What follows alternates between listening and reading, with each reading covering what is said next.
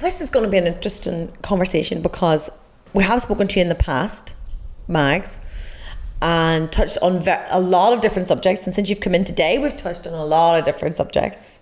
So I'm not really sure where to start, but I think the first thing off the top of my mind is you mentioned that you had been on a silent retreat. Ciara, I know you're interested in this. Yeah. So for all the life loungers out there watching this, if it was funny, just before we started there, I said to Mags, God, I was just reading back over a couple of blogs that I'd written. So this is the kind of infamous Mags that I talk about all the time, that I mention in blogs. This is, as my nickname for is Mags the Monk. I've known Mags 20 years now, from the hairdressing world. She's good friends with our other contributor, Beverly.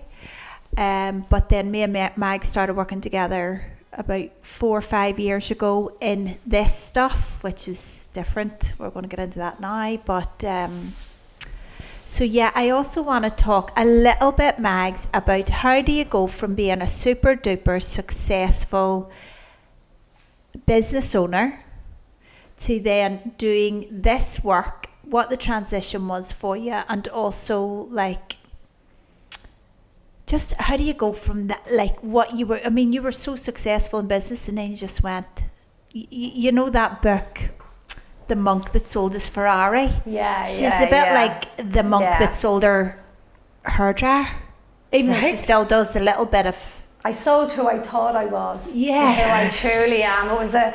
It's been an adventure rather than a journey. An adventure, that's an experience. No, I always talk about an experience. I use the word adventure because I feel there's no end, you know, which is quite beautiful because there's not a destination. Yeah. Now, a few years ago with Mags, when I first started doing this work with Mags, I couldn't think of anything worse. I just didn't me. Well, I think even when we spoke to Mags, like last year, and she mentioned silent retreat, the two of us nearly fell backwards off our chairs and went, wow, the thought of us in a silent retreat. But I know your mind has changed a Massively. lot towards that now. Yeah. Let's talk about the silent retreat in general. You've done this a number of times. What happens? I have, Kate. Kate, to be honest with you, there's a time in my life where I didn't know how to stop talking. It was just, not that that's a bad thing. I'm not viewing that, you know, it's quite lovely to talk and to communicate, but words are a very, very small part of our communication, you know. So, I've been doing self-realization for many, many, many years, and I just have a real thirst and hunger for that, you know, since I've been young, and then I've moved away from it and still being young.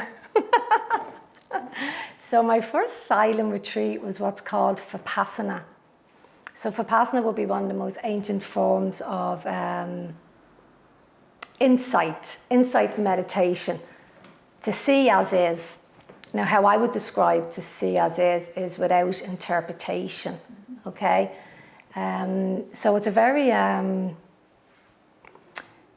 personal experience. Everyone will have their own experience of this, okay? If you sign up to do Pasana, it's all over the world. As I said, it's one of the most ancient forms of meditation. Who am I? Self-awareness. So you, first of all, need to do the 10-day. There's a reason for that, okay? 10 days. 10 days retreat? Yeah, okay. Vipassana, when you sign up or you feel, okay, I'd really like to do this and to see what this is about. And you can look up online, you know. So describe what that means in 10 days of being in silence. So there's no sound coming in, you're not saying anything. Yeah. So Kate, that's a fair enough question. There's centres all over the world. The one for Ireland, there's not one in Northern Ireland. There's one down south in Drogheda. Okay, so it's a charity-run organisation. It's to keep it in its purest form, so there's no money made. Okay, so if you decide to do Vipassana, you go in, and there's people who volunteer who've been doing Vipassana for a long time, and it's all set up. There's a structure. You know, there's a meditation hall, and you're given your own spot to sit in for the 10 days. There's a meal to start off with at first, okay, and then you go in and you start your silence, and You've your own kind of bedroom, or you're sharing with someone, and in comes the piece of work that you've chosen to do. Okay, so Mags, you're saying about the piece of work and the intention. What does that mean? Give us an example of someone who's just tuned in. Okay. Example is, you're finding within yourself, you're looking at the world differently, or you're starting to be curious. You're starting to question, kind of. For myself, I can never really share about myself, is what do these words mean? These thoughts I have in my mind, because I had was doing meditation, kind of fumbling around and for a few years, and it brought me a lot of peace. So I thought I'd like to try Pasana, and I actually was, from where I am now, kind of ignorant as well, I like to kind of, at times, throw myself in, and I could be in the middle going, oh, maybe not, but here I am, So it's... So you were curious then? I was so curious. So you were doing meditation, you were starting to question all this stuff that was happening, and everything isn't what it seems. Yes, spot on, Ciara. So stuff was coming up then, and you're like, frig it, I'm going to throw myself in the deep end and do this and see what the hell is going on in my quiet mind. Yes. Is that a good way to... That's a very good way, Ciara. I'd spent years doing life coaching. I have a lot of kind of certs in that area, in Eastern philosophy, practical philosophy, which is you're integrating it into your life, don't accept, don't reject, try this out, working with the hands. So I kind of fell into Vipassana, So turn up being curious, having a rough idea, you apply online, and so you've got a structure each day.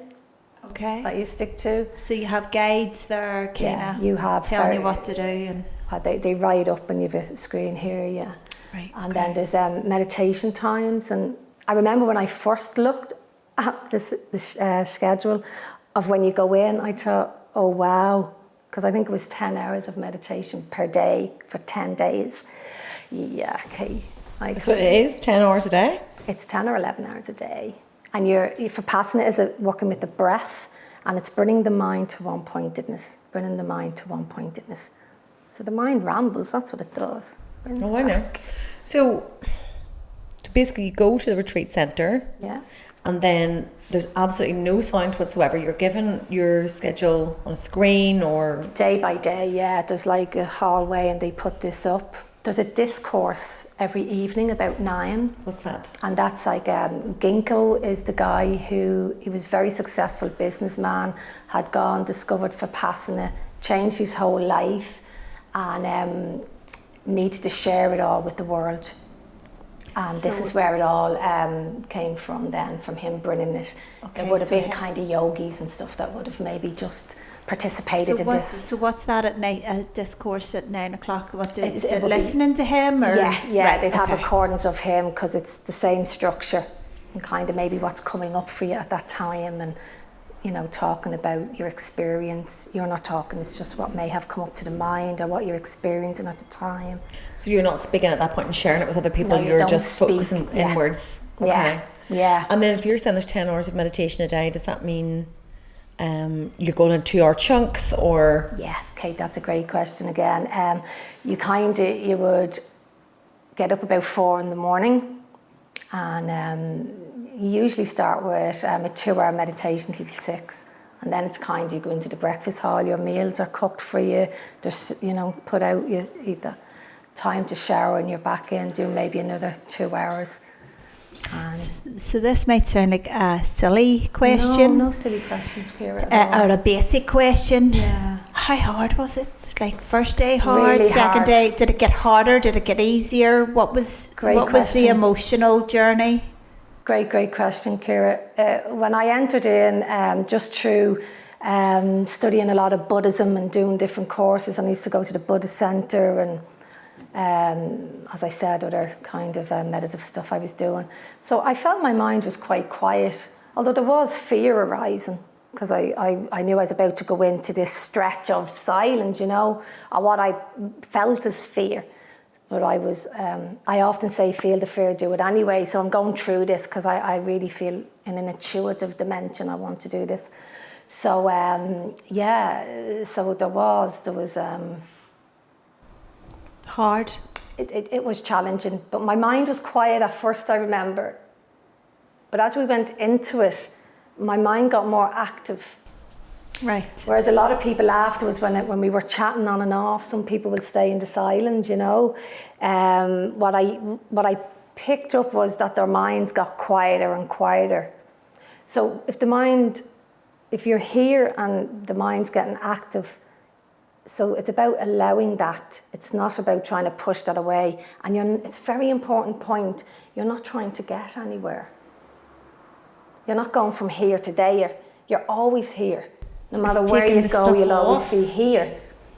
Right. Okay, so to go in with no preconceived idea. I'm running in the door because I need to get there. But why are you not here? Okay? Yeah? Yeah. So a simple way I just from where I'm at now is kind of, I'll say, what I mean by the mind is your human condition, okay? We're conditioned, we're born into a family, social structure, school, that's okay. So that's dualistic. The mind is always dualistic. Dualistic to what? It's cause and effect. It's in relation to something else. There's a split. If I say to you, Ciara, I feel high, right in that moment, I've created low. Mm-hmm. I'm with you. Yeah. The law of the opposites. Dualistic and the law of the opposites. When you enter into dimensions of yourself that has no separation, so it's non-dual. Right. Does that make sense? Yes. And I'm pushing out here because I'm apprehensive about saying that, because then the mind gets really active and it wants to, I'm going there, I want to taste that, and off you are running to stand still again. You're running, you know, and sure, yeah. Yeah, like in the blog last week, as we have talked about many times, about we were doing a little bit of work here in the studio, just like sitting to do some meditation. And I was running about, where's this lighter? And she's like, what are you doing? I'm like, I'm trying to find the lighter to light the candles so it'll be really, really relaxing, and we can sit down and we can relax and we can be all fabulous and it can be a really nice ambience. And she's like, Ciara. I'm like, yeah, I'm running about to find a lighter, to get a candle so that I can relax. So you're running around just to stand still. You know, so that's what the blog, so that's how you got to mention that night in the blog. It was like, we're all running about, so that we get to there. Do you know, we work our asses off so that we can relax. I'm going to work all day, I'm going to get this money so I can pay that off, or I can go on holiday and I can sit on the beach and relax. Okay. So we're running about to just stand still. I call it running to stand still. Yeah. And always, you know, but when I like to make everything simple, first of all, because it is simple. We're not complex, I don't feel. Ciara, you know yourself, I'll always say to you, this isn't about me trying to make you take another set of beliefs. This is your experience. The mystery unfolds us in different ways, and that's what I honour. So in that I say, don't believe a word I say, you know, don't drop one set of beliefs to have another set. That's brainwashing. Let's learn about your mind. This is what we call a body. It's very hard because sometimes I want Mags, because I respect and admire Mags so much. I admire the state that she lives in, for want of a better word. I'm like, I want a freaking slice of that. When my head is I'm like, I need a wee lick of Mags. So I often ask Mags for her opinion on stuff or her advice on something, a topic or whatever, and I never get a bloody answer that I, you know, say, like, Mags, do you think that we should or for example, like Max, what do you think against vaccination, or what do you think about wearing masks, or what do you think about COVID, or what do you, and she'll never just go, well, I think that you should, or I think that you shouldn't. Forget about it. You're not getting an answer. Because she doesn't want to put her belief system onto what she's saying, like dropping that set of beliefs to pick up another set of beliefs. It's about what's even behind both sets of beliefs. Yes, spot on. Would that be that's a very good analogy, yeah, Ciara. So when we look at the human condition, and we're not saying that the human condition is good or bad or indifferent, you're inquiring about your own human condition, yeah, and how this, I call it the first brain, is heavily conditioned through marketing, through magazines, through what you're told in the media. And again, I'm going to constantly say, we're not pushing that away, we're inviting it in, we're inviting it all in. Because what knows that? Yeah, what knows that? We call it presence. Okay, that's another word. If I don't have, I often say if you have an orange and you look at the orange and you write about the orange and the skin and you're writing how it may taste, but you haven't actually taken a taste of the orange. So who am I? Who is this I think myself to be? Yeah? Who is this I that I think myself to be? We go around all the time going, I am this, I am that, I am tired, I am hungry, right? And we pause, wow, who is this I? Mm-hmm. Yeah? Yeah. Like the Eckhart Tolle stuff, isn't it? Eckhart Tolle, yeah. Yeah, very much so. He's very much talks about presence and the other dimensions that we all are. Yeah. So if we bring it back to the silent retreat, because I still have a lot of questions about, you've explained what it is, but I'm not really with you on the why yet. What have you got from, because how many times have you done that? I've done a few for Pasanas, yeah. Once you do the 10-day, you can go in and do 4 days, and then they have 1 day, which is quite lovely as well, Kate. And I like to maybe once a year, not at the moment because of COVID, it's nice maybe to go and do a 10-day. It's a great question, Kate, to kind of pull me straight back to that kind of, why or peace of mind. Absolute peace of mind. Wow. In what way? In what way?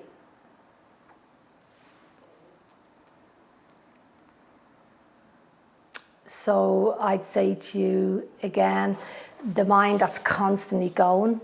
I call it the daily babble. I don't mean to be disrespectful, but it's simple. We've got daily babble. The more you become aware of that, it's just a saying, day in, day out, okay? All the stories we're telling ourselves, right? Maybe not, have your own experience. So that it's going. But when I started to enter into different, I suppose, areas. So just like the daily babble being like, right, I have to go and pick the kids up, and then I have to stop at Tesco's, and then, oh my God, I need to get the car washed. And even when you're sitting here, the mind doesn't go quiet. No, it's interpreting what you're saying. Yeah, Ciara, it's going back to the running to stand still. You're not running here, you're running in your mind. Yes. And then you start to laugh because you think, oh my God, that's ever only happened in my mind. Yes. Makes sense? But during the retreat, did you find that your brain went more babbly at the start? Did it want to, I need to. See, this is it, Ciara. This is what Vipassana is. So that'll bring me to when I talk to you about the midway. So we're not pushing anything away and we're not grasping. We spend our life running after what makes me feel good and pushing away and avoiding what makes me feel not good. Addiction. We're addicted to overthinking, addicted to all sorts of stuff. And that's okay. But usually behind addiction is pain. I struggle with the word because there is pain behind all of that. When we start to come home gently to who we are and the mind gets more quiet. And we start to see, oh wow, so it's not actually the way that my interpreters or my mind is quite busy. So it starts to reveal this to you, But So I through don't say- nearly go up through the 10-day retreat. You go through all of it. It'll be different for everyone. It would be. I couldn't be presumptuous to say. I would never say this would be your experience because I absolutely don't know. But it is about not pushing anything away or grasping. If you could live your life in that, yeah, I'll call it the midway between the human condition and the being. Okay? And if we find ourselves holding on or running and pushing something away, it's not about judging it, it's just coming back very quiet with the breath. Not trying to figure it out, just be quiet and invite it in. You know, I look at, I feel like mine is my two children. It's weird. Darcy is, and Jay's just like, chill. You know? So you're trying to get them to the midpoint. But like, and I see a lot of myself with Darcy, like it's this misunderstood, and I need to explain, and I need to tell my story, and you need to understand where I'm coming from, and da da da da da da da. And then as I've got older, I'm like, you don't need. Yes, okay, it's good to have your story to inspire people or to help them in their bit or whatever. But now I'm like, I just want to shut up. You know, for myself. Ciara, that's the truly listen. When I have found at times in my life where I'm like, you just don't listen, you don't hear. It's really you turn it around. It's that I am not listening, I am not hearing. So that's a really interesting so then, insight you've seen. So I'm sure the 10-day journey was up and down. Yeah, and was there times you wanted to get up and leave, or were you loving it, or there was all different emotions? I imagine. I had an experience that very much for me changed my life. We talk about the witness self, noticing and not getting. I was kind of witnessing the witness, which meaning, putting this into simplistic terms, was I seen the world the way I seen it because of all of this. Because of what? Yes. All of this, all of these conditions. I had an experience of that, Cate.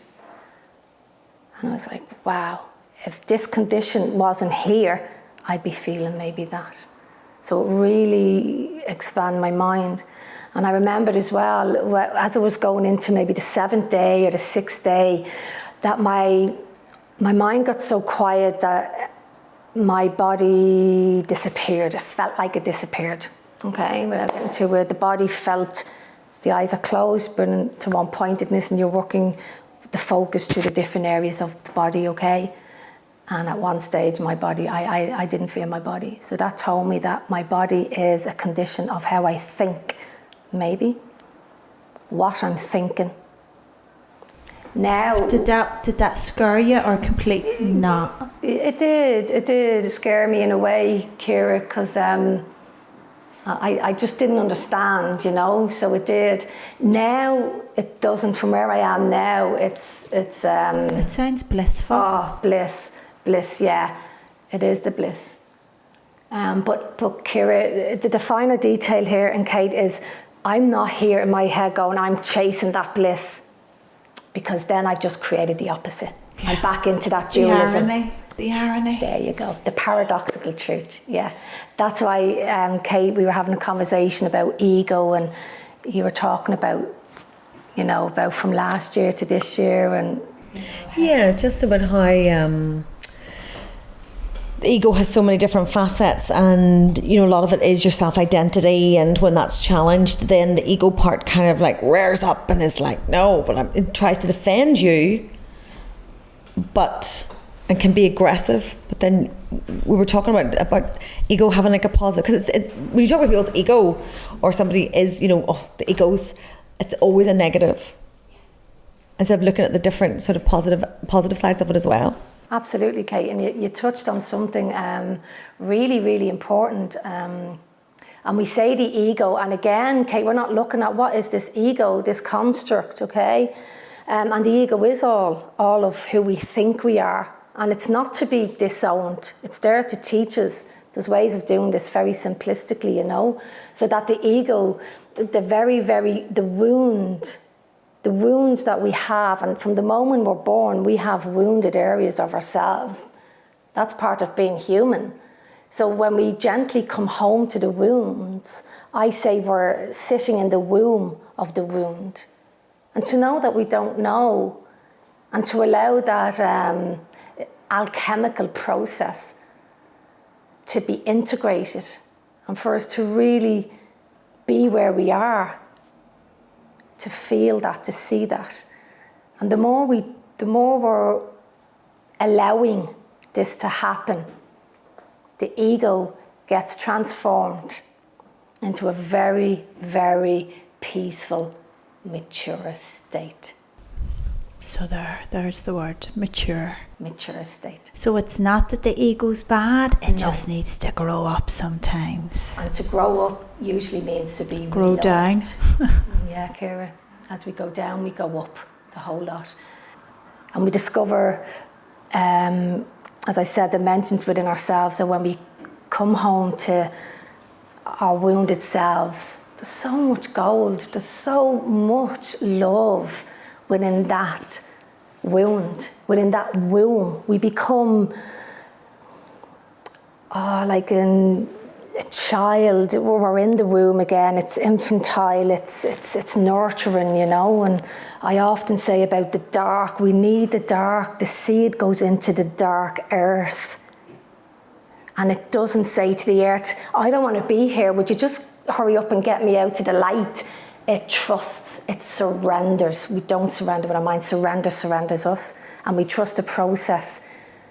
Within that space, if we have even somebody to hold our hands without words, to allow it to unfold, so that then we come out of that and it's integrated. And the seed grows out of the earth and it goes to the light, so to speak. That's the peace. That's a beautiful way of looking at it, isn't it? Whenever you're going through tough times, when you're in the dark. And Look, I can honestly say in my journey, adventure, the times that I grew was in my bouts of depression, you know, massively. And that's what it's like the seed getting put into the soil. So as much as it was very painful and hard, and do I if I could go back, would I do the same again? And you know, I don't think I would have been the person I am, or appreciated the joy that I have now that I have found the serenity, unless I had been in the soil. In the soil. Cracked open. In the soil. Yeah. Cracked open. Your wee shell cracked open. Yeah. I wrote a poetry book over the last years of my own unfolding and healing, and so both you guys have been great, you know, kind of having a chat, and to release that to, yeah, I suppose it's support, and whoever would like to kind of understand. I feel we're not taught that, you know, and when we land into areas of that woundedness, we you know, we want to push it away. I don't, whereas that's our freedom, that's our love, not the love that I'm trying to grasp at. It's within, it's so within all of this that shows up. And depression is an expression, that we're depressing something that needs to be expressed. And this beautiful, beautiful teacher that we call depression, we're taught to numb it out. And right there is what we need to invite in and hold, like a mother holds a child. Be in the womb. You know, be in the womb and allow it to be heard. And I think I've just, after all these years, kind of figured out what you did for me.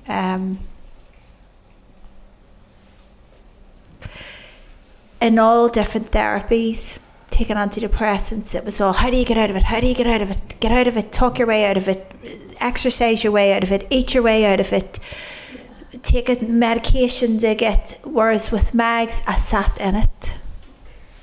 I sat in it. And that was how I grew out of it. And that's why whenever I talk about Mags, more than anything I've ever done, the work I've done with Mags, anything. And if you know, I talk all the time I'm just so grateful, and I tell her all the time how grateful I am that. So